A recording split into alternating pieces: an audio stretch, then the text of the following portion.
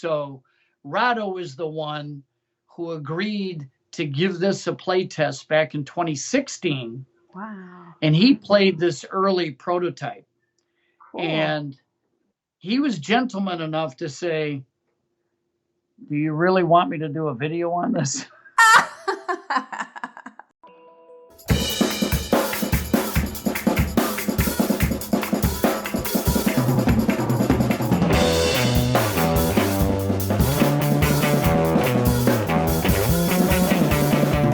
Welcome to Cardboard Creations, where we discuss the process, techniques, and inspiration for designing board games.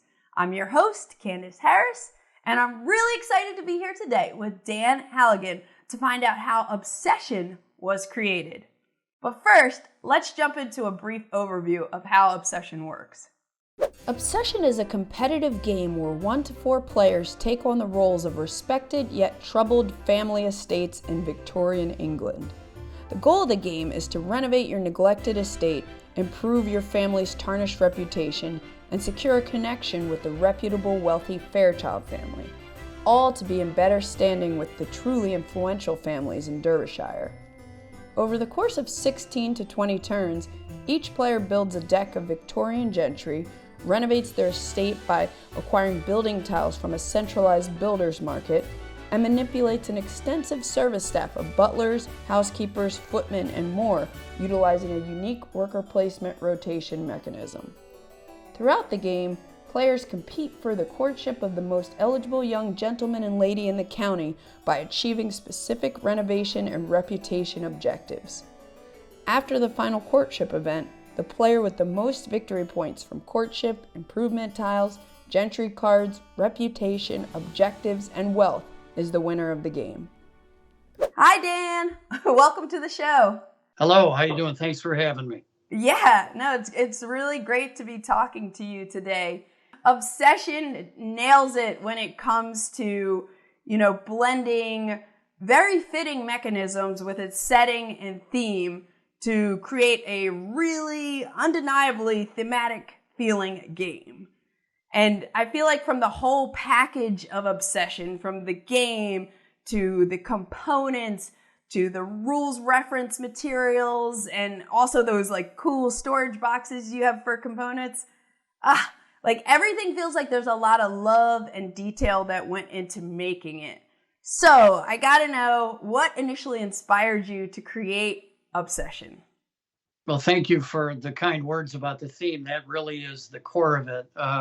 My wife, Diane, and that requires a little bit of explanation in history because about 10, 11 years ago, I had a good friend, his name was Dave, trying to get me back into board games. And I had a history in the 70s, well before you were born, I'm sure, 70s and early 80s of playing Dungeons and Dragons and war games, always big sprawling campaigns that took weeks to play.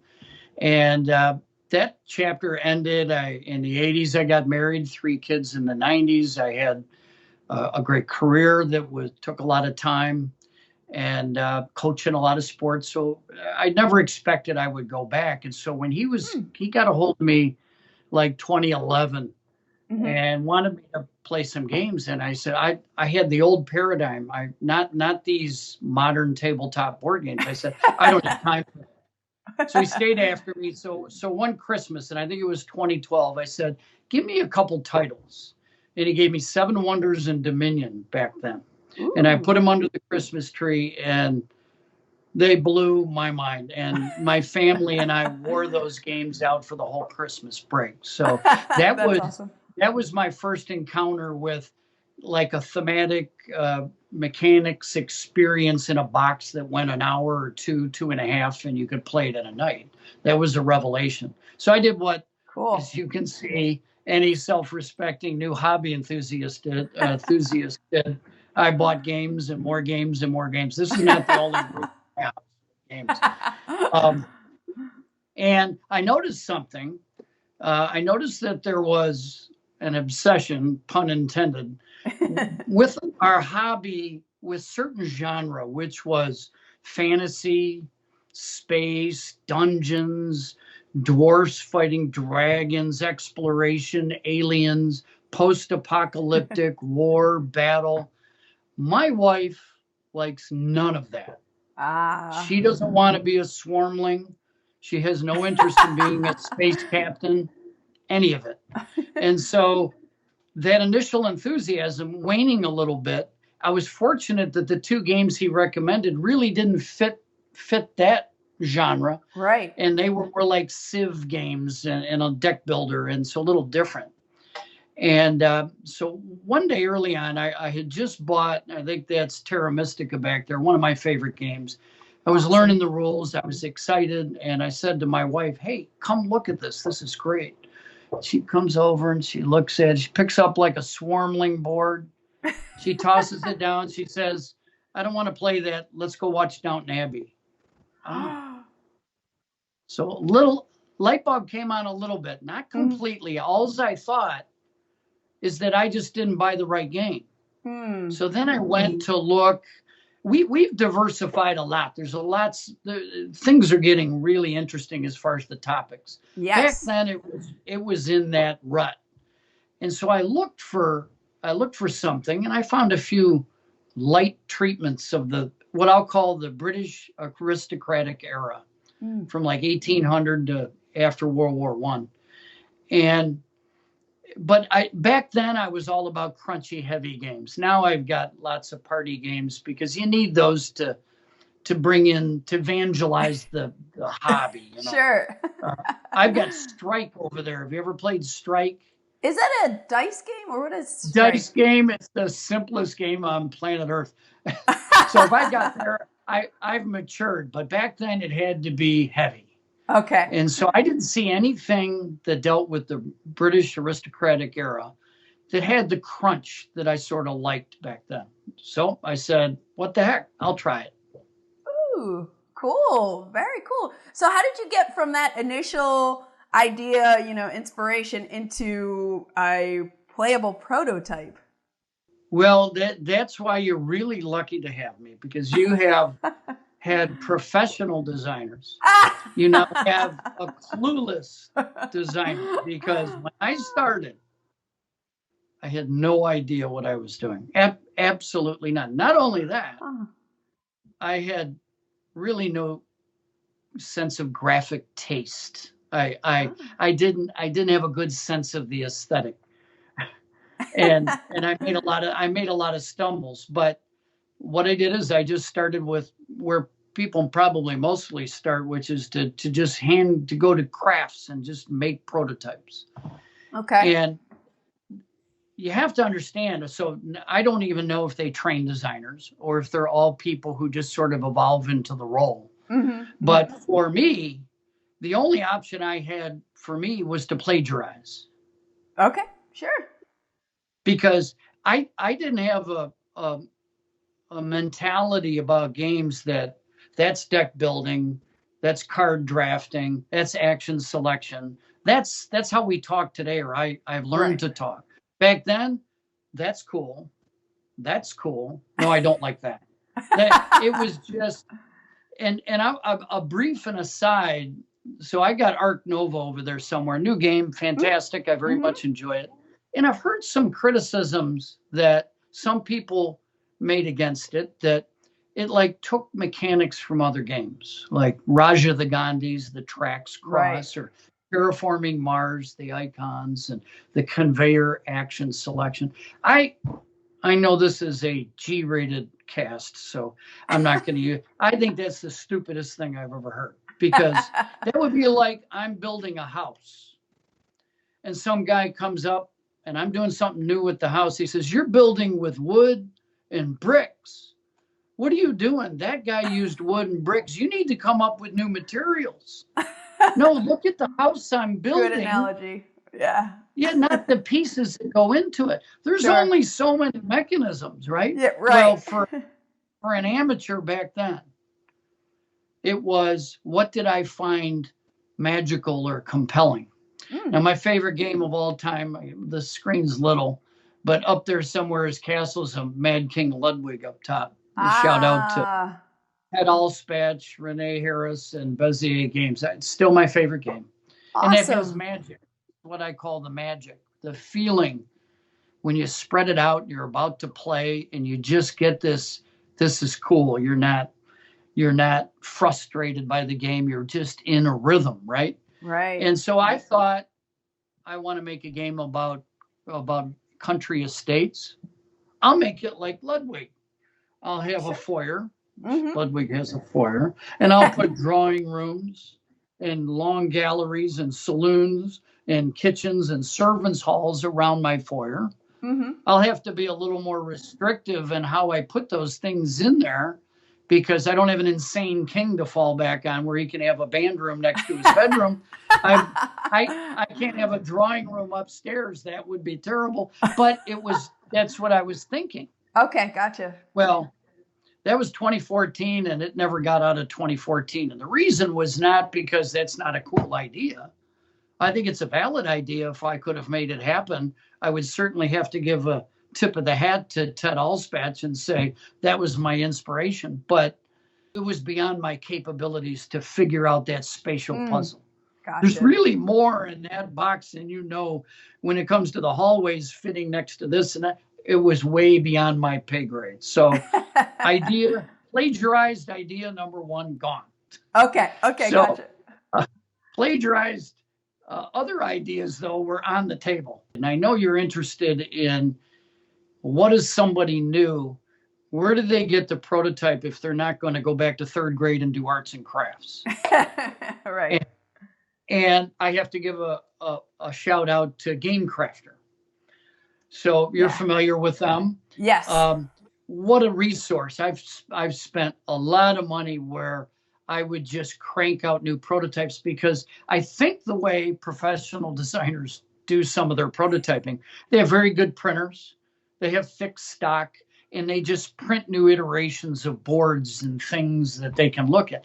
I sort of feel like, because I'm going for the magic, I like to hold meeples and wood and cards and boards. So I might make a relatively small change. I'm going back and I'm spending money I probably shouldn't be spending, and I'm going to get another prototype because I don't want to set down something in front of a play tester that I've used a Sharpie to mark up.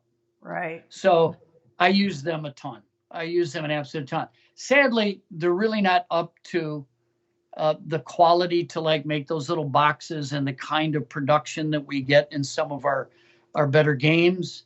And so they really weren't an option for me going to market, but I'm using them to prototype, new game developments as well. What I did is that I had several things that I borrowed from different games. So I borrowed from Terra Mystica and Eclipse, the notion of having cubes, covering up modifiers that as you used those cubes, they exposed a numeric modifier that in the case of my first event that you would be hosting, I actually had dice you had to roll before every activity that you did. Oh, okay.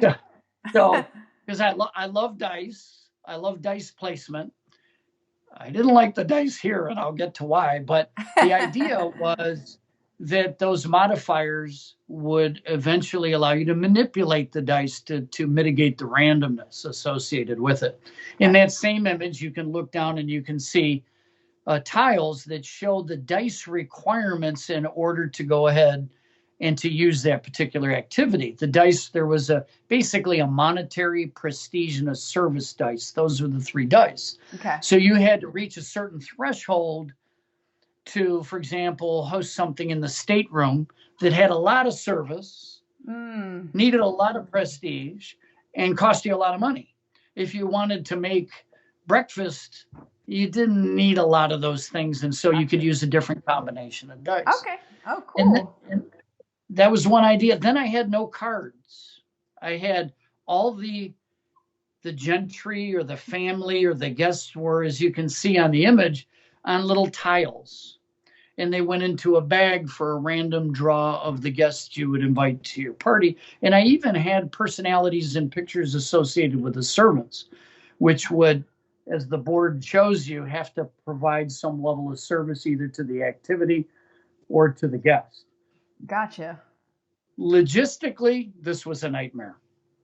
There's a couple of things one, you don't have that many actions in a game of Obsession. If you look at that standard game, you have 12 rounds to do something. Right. Well, if you suddenly, here it was a few more, but if you suddenly had 5 horrible dice rolls in a row, you're still living in a broken down manor, and the next guy over here who's rolling 6s has erected the Downton Abbey estate, you know. And there was no way to control the randomness early until the modifiers got revealed. So I ended up parting ways with dice. You will see the player board starting to get a little bit like the one that you use in Obsession today. Okay. It's smaller. It's got a layout that shows the rotation of service. It has eliminated all that idea of using cubes to expose modifiers, and the dice is a gatekeeper to the activity or gone. But I was clinging to my blankie, which was I wanted a dice action in there. So I kept the service dice for a little bit longer until I cut that out as well. All during this process, I am getting prototypes every 2 or 3 weeks from game crafters. I'm playing with family members, and I'm playing predominantly with my brother to just, and you might say, well, that's a pretty narrow play testing group. And that's because it had never entered my mind that this would be a published game. This was going to be a boutique game. This was going to be something that I just wanted to see if I could make it work. Okay, gotcha. And so playing with my brother exposed, for example, how the dice failed to be a good mechanism in hosting an activity. So you get rid of it before you actually bring it to somebody and say, can you try this, and then get it thrown back in your face. Yeah. But in that image, you'll see 2 things that I was late to part ways with. And these were, on the right side was the round bonus. Have you played Terra Mystica? Oh, yes. Love it. Yeah. So, you know, at the end of the round, you would pass first and you'd get a round. But I really enjoyed that. Mm-hmm. It was so substantial in the game because that one little thing could be what was blocking you from doing a combo that you wanted to do on the map. Right. And so you might just pass and sacrifice a move in order to get it. And you see some there, and I had ways. These were a little bit earlier. You could modify dice, whether it be the service dice or the other dice. You could skip events. And I have on this same image, you'll see I had events which happened all the time during the game. And most of these events were disastrous. I got rid of the round bonus tiles. And the main reason I did is because of thematic reasons. What is the possible reason for a bonus? What is really the possible reason for a dice? A dice? Yeah. So everything went against the coherence with the theme. And so I didn't start out being such a stickler for theme, but I settled into that about halfway through the process. And I read a book by Stephen King on how to write. And in one of the things he said is a terrible way, but you would expect it from Stephen King. Sometimes you have to kill your children. And what he's meaning by that is that the writing is your child of your brain. Right. And sometimes you're in love with it for no reason that helps the product at all. And you got to get rid of it. So I killed off the bonuses because they didn't make any thematic sense. But I kept the events because they did. Sure. And that is what I sent to Rado. So Rado is the one who agreed to give this a play test back in 2016. Wow. And he played this early prototype. Cool. And he was gentleman enough to say, do you really want me to do a video on this? And I said, no, not if it's not going to be any good. And he basically itemized the issues that the game had. And that's when the theme and that Stephen King advice came together, and I learned to simplify and get it down to the core action that I always had in mind, which was a hand of cards or early on tiles with an activity that required service, that would be against the backdrop of a rising reputation. That was the four things that mattered. Every other little steal from other games was an amateur trying to keep his toys and keep cool things in the game. And so all of that, the events, the dice, the modifiers, the bonus tiles, all got cut away. And I got to the version that I kickstarted, which was in 2017. That's like so cool to hear your evolution and kind of what games inspired you, and just the whole backstory is really fascinating. So, you mentioned you were playtesting with your family mostly initially, but what was the rest of your playtesting process like, and like how much playtesting did you do? Not enough. Part of Stephen King's advice about your children is you don't want people to make fun of the big nose on your children, so you kept it in a safe group, which was a big mistake. I have come to learn about the professional play testing that gets done on most of these things, and I fortunately learned that. My biggest play testing took place after the first edition, where I saw the mistakes I made and that I had to correct with the second edition. Now, I didn't do no play testing. So the family was that initial sounding board.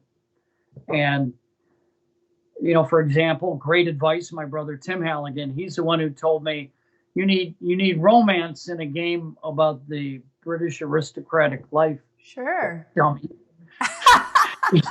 He says, you need to add something in there. And so he was the one who suggested courtship, and that came about because of his recommendation.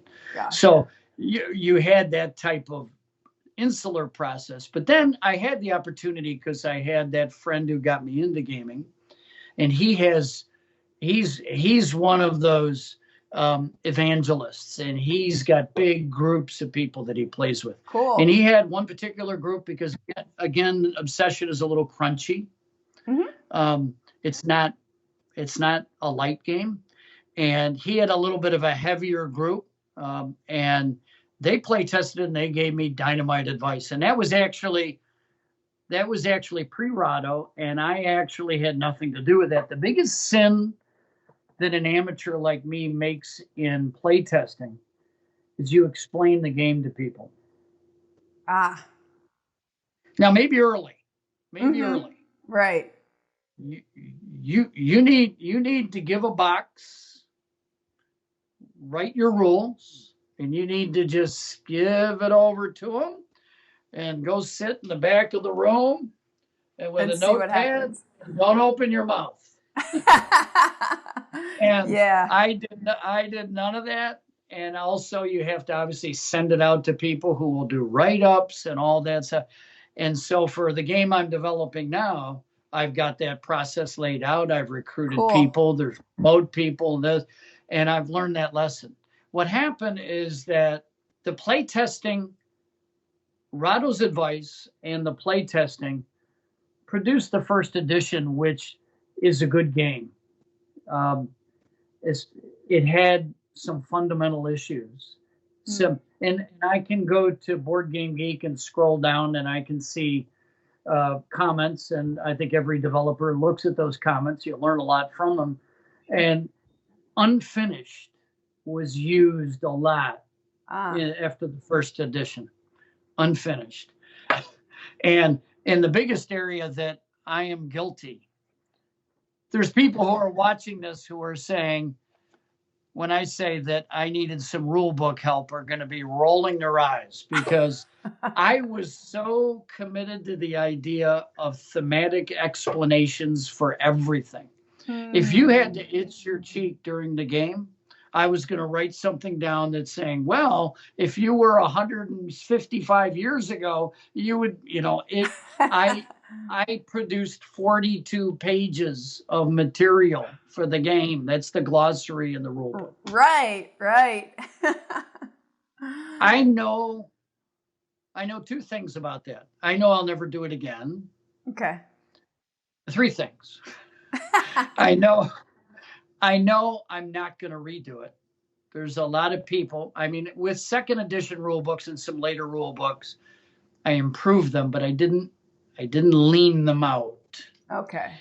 And the reason is that ship has sailed. To redo it, to do a technical rule book and a thematic glossary, I would give up a whole game development. I have to move on.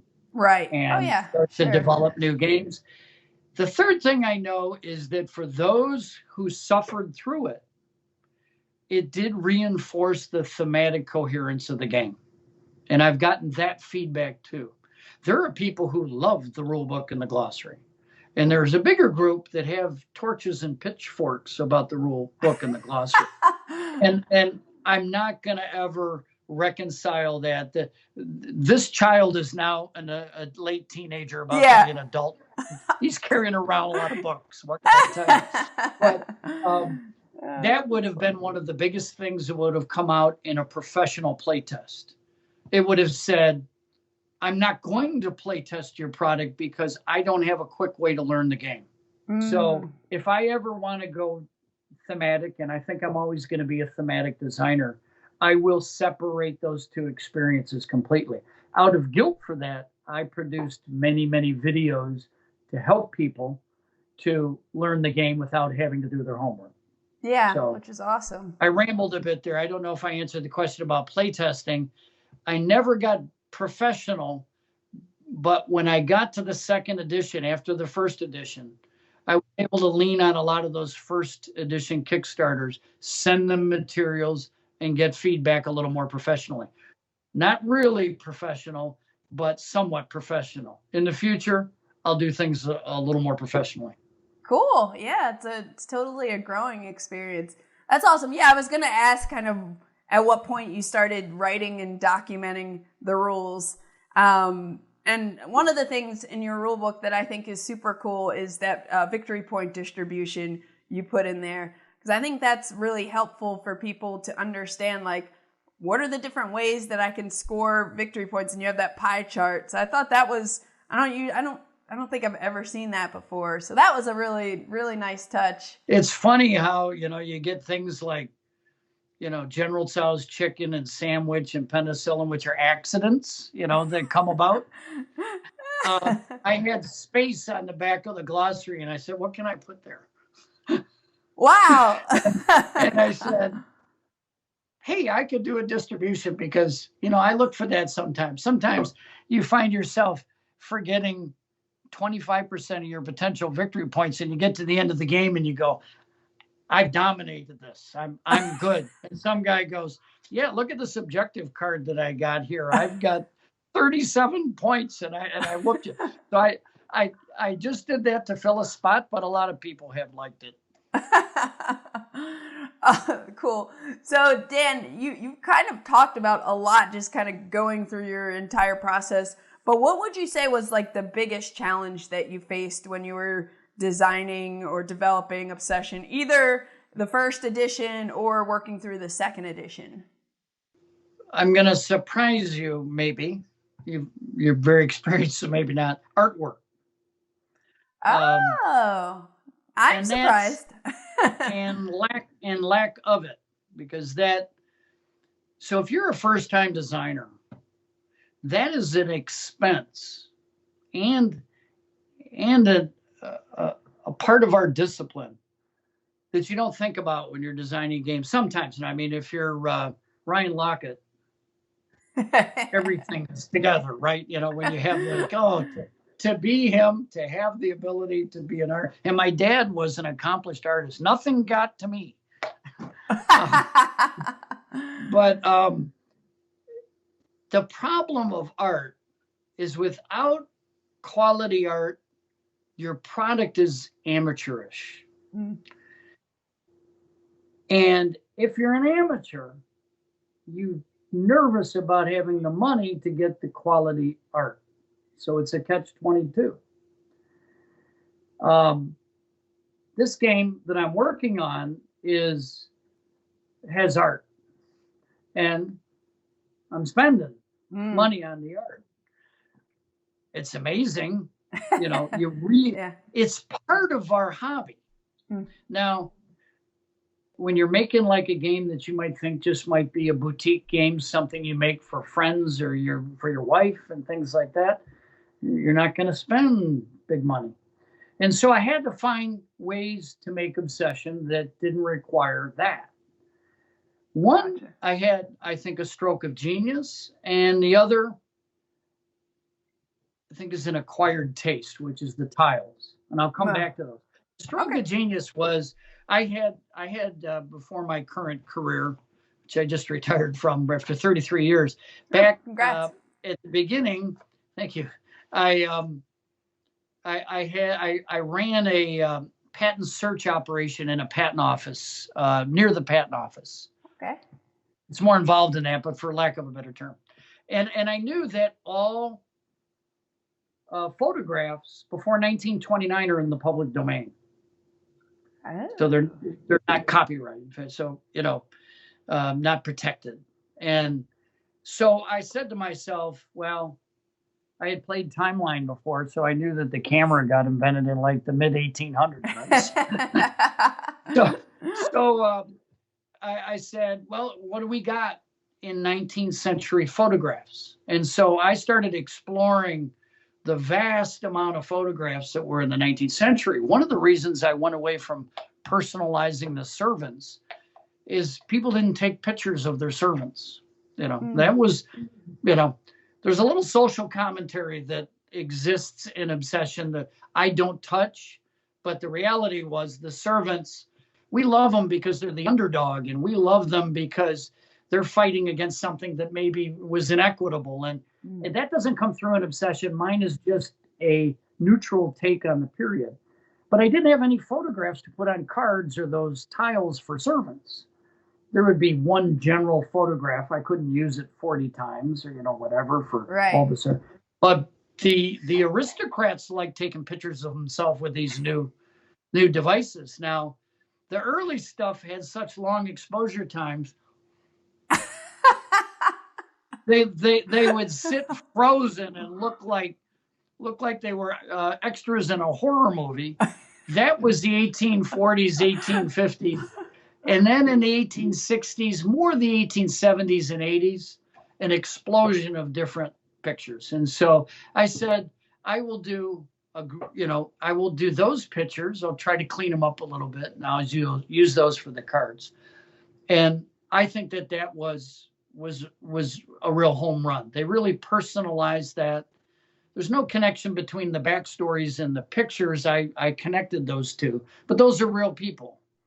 And I had to be careful because sometimes you get somebody in 1996 who's in a costume, and that is copyright protected. So you had to be careful about those. So I had to sort of research where these originated and stuff. But long story short, that was a good, inexpensive, free solution to the art problem, and it gave it a real character. On the tile front, I had no option. I really didn't. And so I just went with patterns. And I've had a large group of fans feel that it was very pleasing and calm not to have. I did some prototypes with some clip art just to see if I could start doing, you take clip art. You can look, for example, at both Art Nova and Terraforming Mars. Mm-hmm. They obviously belong to Adobe stock or some clip art, and they get a lot of their images, right? So there's some, that's not horribly expensive. But the tableau looked like a bad collage that your child would make in third grade. It just, it didn't work. And I had a little bit of that clip art in the monuments. Mm-hmm. And that was okay because they're singled out as being special by that. But ultimately, I decided I'm not going to do art there. And so it's a very muted game.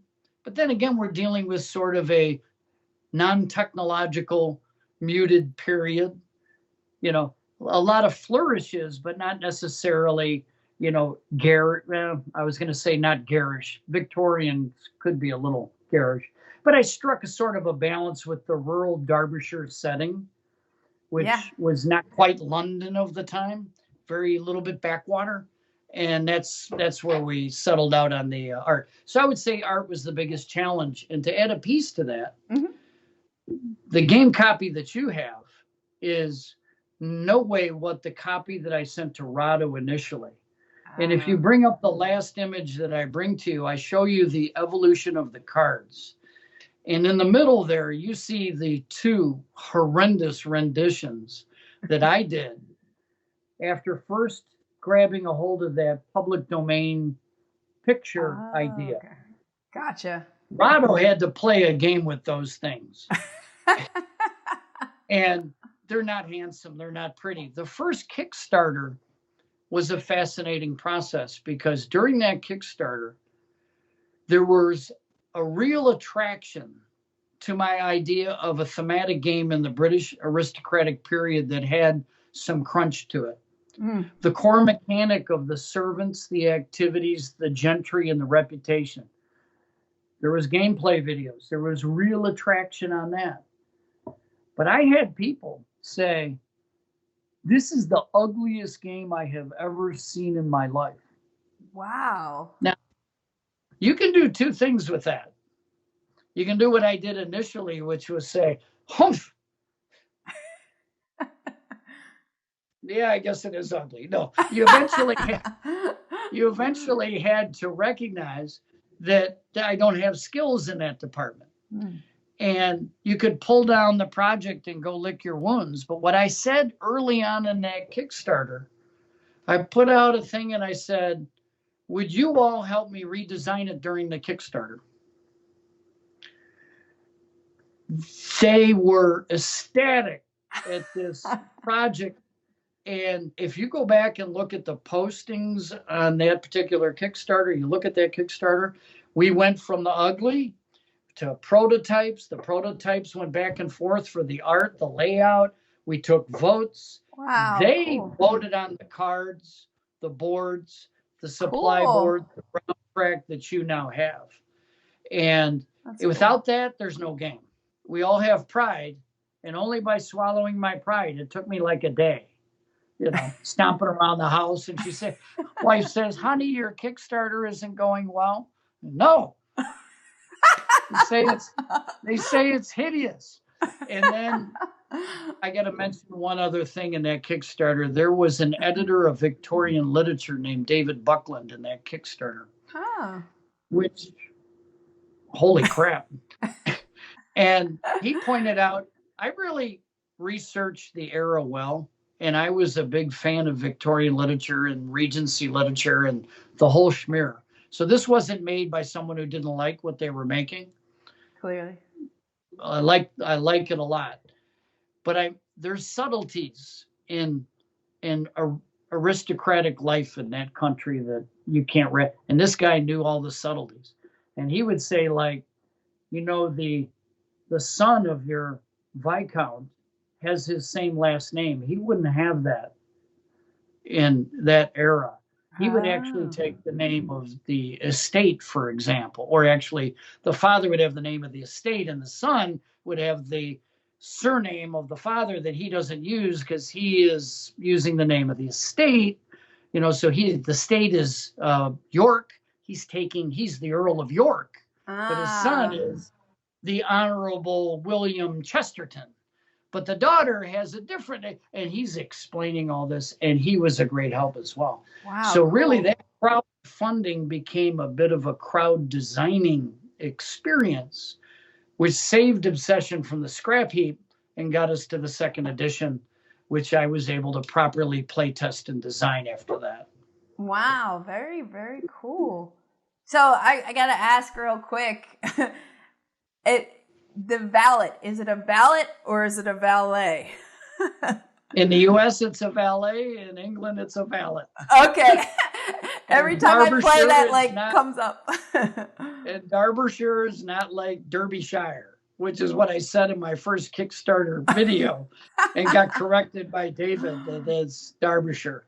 Okay, cool. Yeah, so it is valid over there. Awesome. Did you have any aha moments? I mean, it sounds like you had like quite a few throughout, but I don't know if there's one. Yeah, too many to count. I would say it was that moment where I realized the simplicity of the thematic mechanics was what I had to hang my hat on. Gotcha.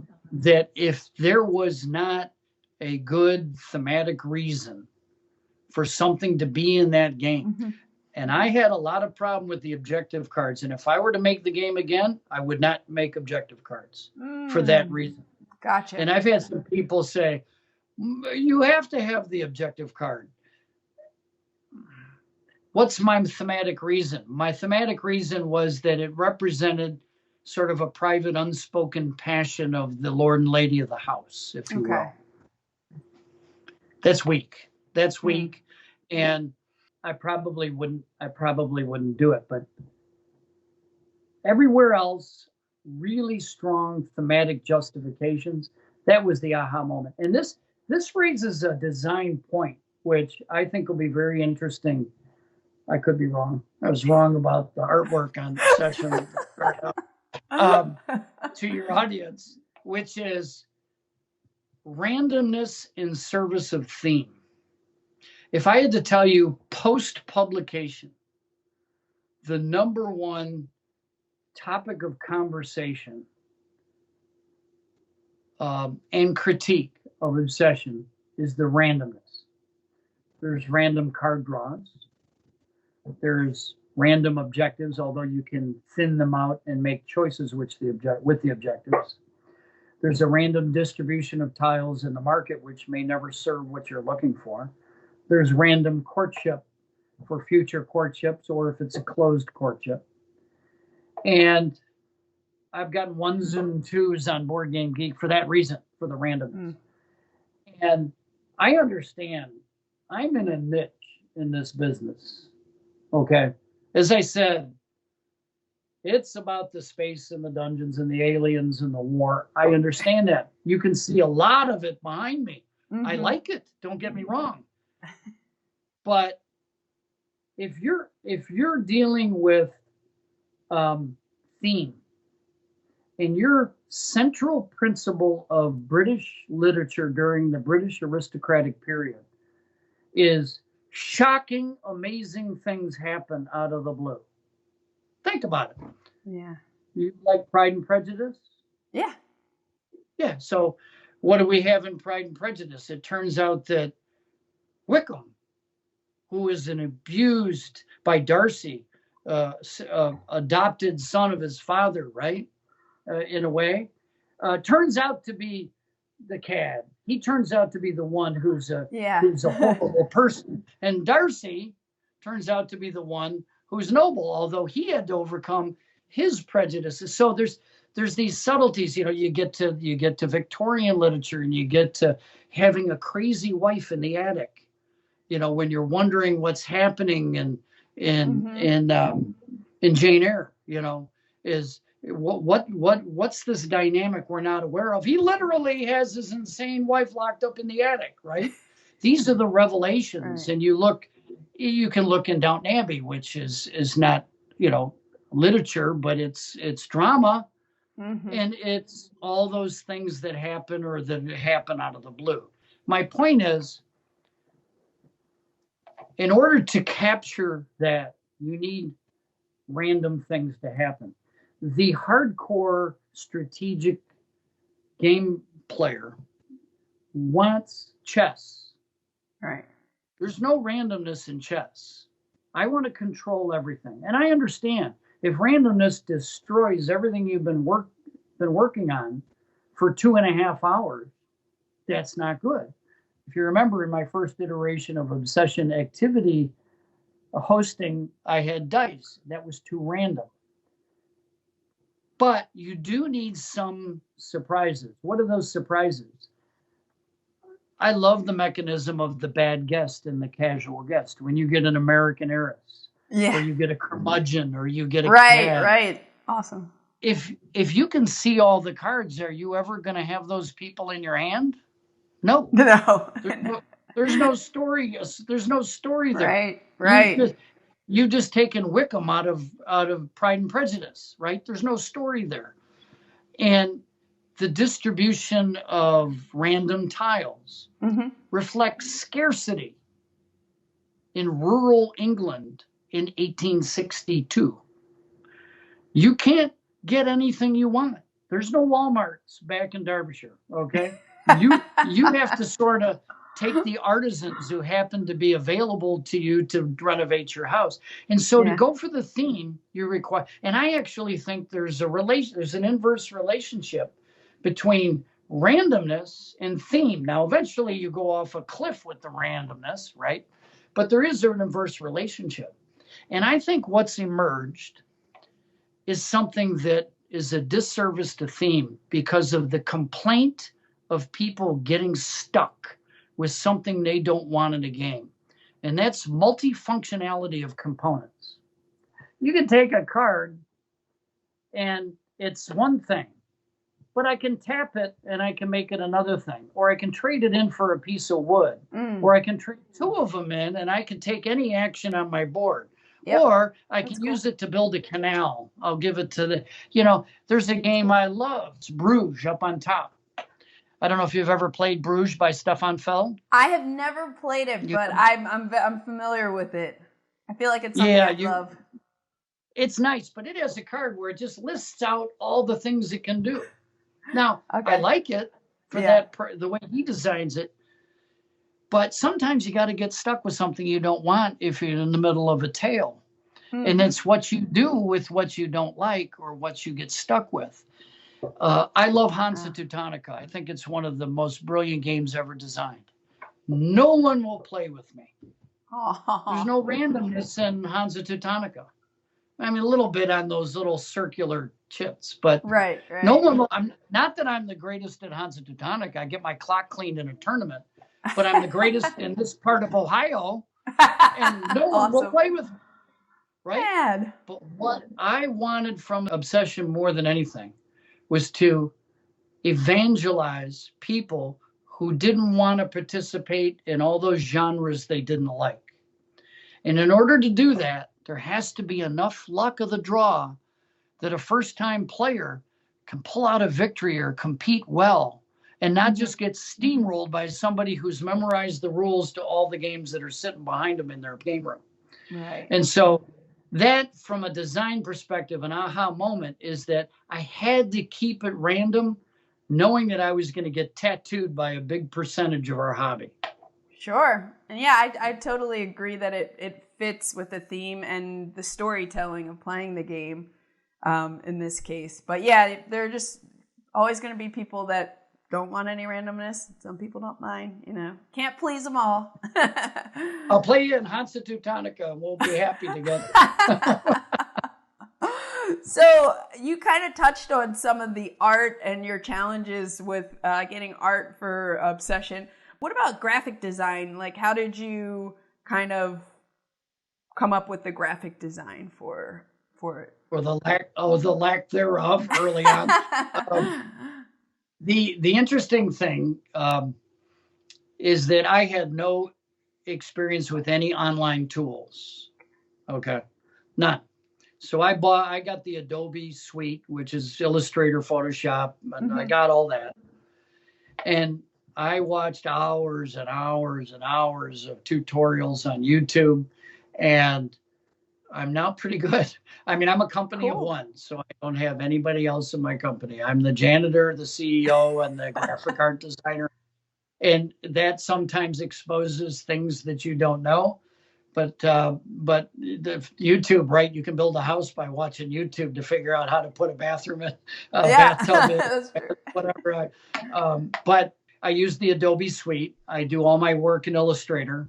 I use Panda Games. Panda Games has pre-pressed specialists that are wonderful in helping you fill in the gaps on what they need, why they can't use a rich black and they need a pure black when they're going to be doing their printing process, and all the different things. So it's been an education, but I actually really, really enjoy that. Cool. It's a lot of fun. And so that was my graphic design path. But you'll see in the early prototypes, or you saw it earlier, that I didn't do a lot of in-depth stuff. Later on, and with some future designs, I have to push the envelope a little bit, but still won't be up to the level of somebody who's serious in graphic design. Yeah, well, it's just cool to hear how you got started with it and, the learning process, and just, help people understand that it's not something that just magically happens.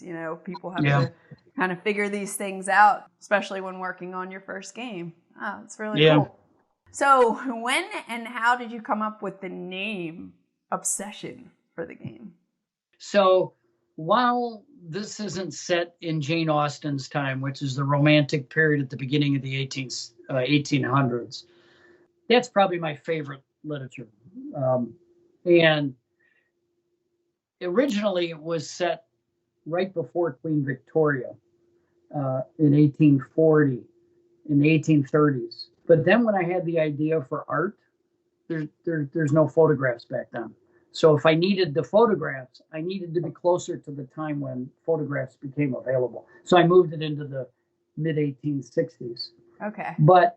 And you can see in my title, Pride, Intrigue, and Prejudice, I'm obviously stealing two words from Jane Austen. I wanted to sort of bridge romantic, Victorian, and obviously Downton Abbey being the inspiration for that British aristocratic period.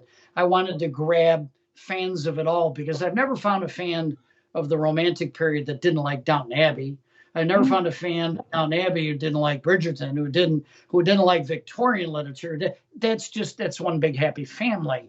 And I didn't put Pride and Prejudice because I didn't know if I'd get busted for like a copyright thing. So I broke it up, stuck Intrigue in there. Love it. What I was originally going to name it was Persuasion, which is a Jane Austen novel and movie. And then I had worries about that, but that had a nice roll off the tongue. And then I thought, what is British aristocratic? Why do we like British aristocratic literature? And I wrote this in my second Kickstarter as a little bit of a counter to anybody who thought that I was celebrating snobs with this game. Could have called it Snobs. And that's not it. What we love in every one of those stories is either the underdog or the snob coming to realize they're a snob and changing, like Darcy, or getting their comeuppance is one of the two. So we approach it from a different perspective. I didn't put that commentary in the game. I just made it like a backdrop for you to do that as well. So most people, when they play this game, they use British accents when they talk about going to tea or whatever it is. Right. And what are these snobs obsessed with? Just the word alone. They're obsessed with status, which, before we throw a lot of shade back into the 19th century, there's a lot of people obsessed with status today. So true. Different forms of snobs, but they were obsessed with status. So I said, what the heck? It's for obsession. Love it. That's awesome. So when did you kind of realize that it was finished and kind of like ready to be produced? And you can kind of talk about that from either the first edition or the second edition perspective. I'll talk about it from the first, because with the second edition, my lovely first edition Kickstarter backers basically validated it enough to be on the map. And that little boutique game idea was in 35 countries at that point.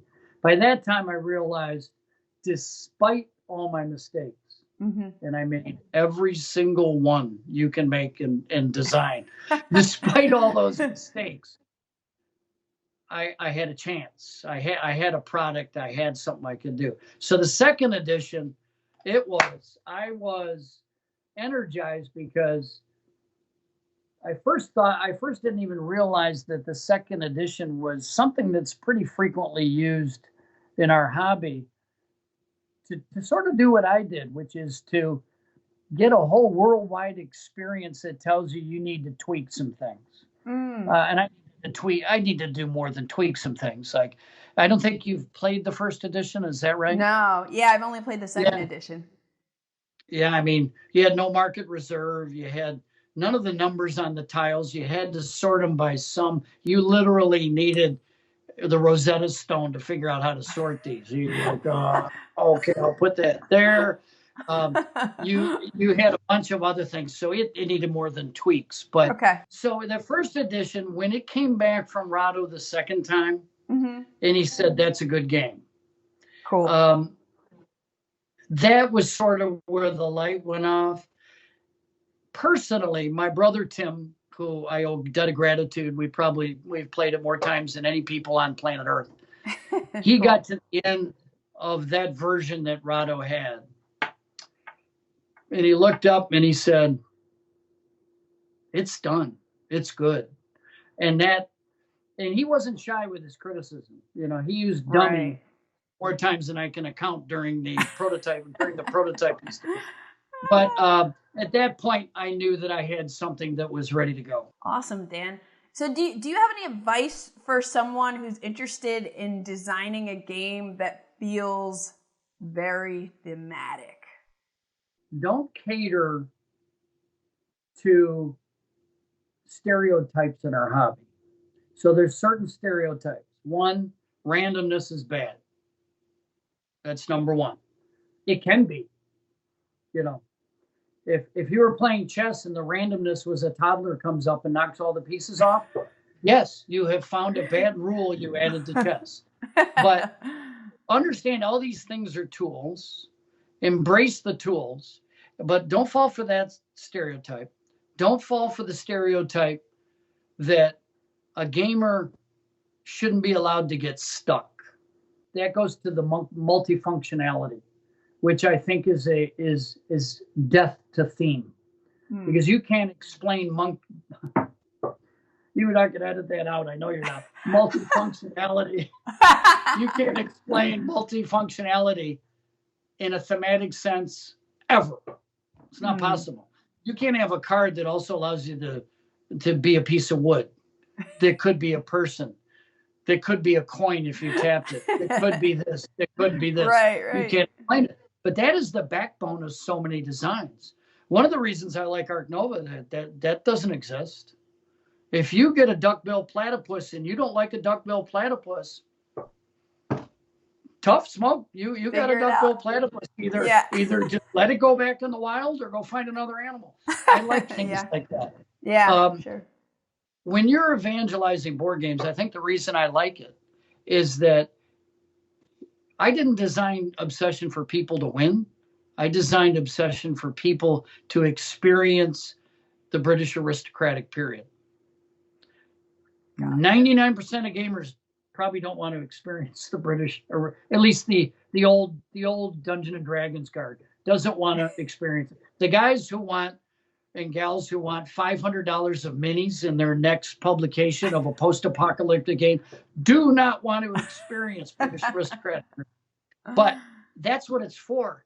And if I've had more fun losing Obsession than winning, because when you lose, some of the most hilarious things happen. I've got 12 guys in my Rolodex, which is my hand.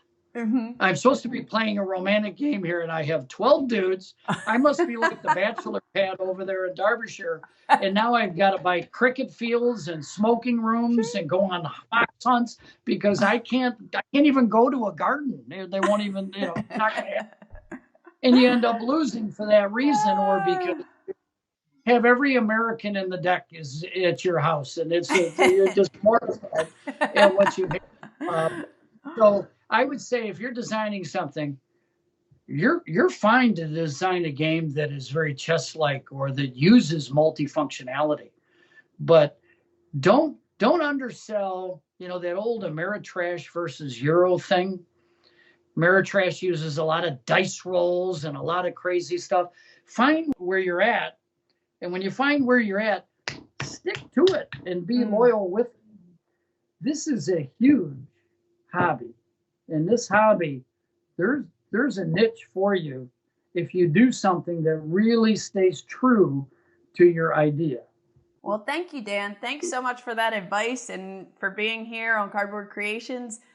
I loved hearing this backstory for Obsession and just your progression, transition from getting back into board games and becoming a really successful game designer at this point. So is there anything else in the works for Obsession, or anything you'd like to share about that game that's back on the table, your prototype that you're working on? Yes. So I, as I mentioned, I had an early preference for very heavy, crunchy games. At the same time, I developed Obsession, which is crunchy, to be a gateway game, like a Trojan horse. It was Pride and Prejudice, or it was Downton Abbey on the outside, and it was really crunchy on the inside. And that's worked in a lot of cases. I can't tell you the number of people who have said, this has really brought somebody on board who never said they were going to play board games because they liked the theme, and now they've discovered the crunch. But crunchy isn't necessarily good for evangelization. That's why I've got things back here. I just got Junk Art recently. Have you played Junk Art? I haven't played Junk Art, no. Oh my God, you got to play this game. Okay.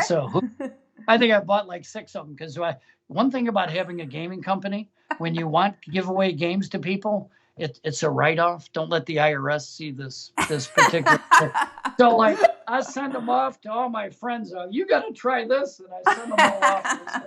But it's a gateway game, and it's a simple game. It's a manual dexterity game, which I did not have a manual dexterity game, and it's cool.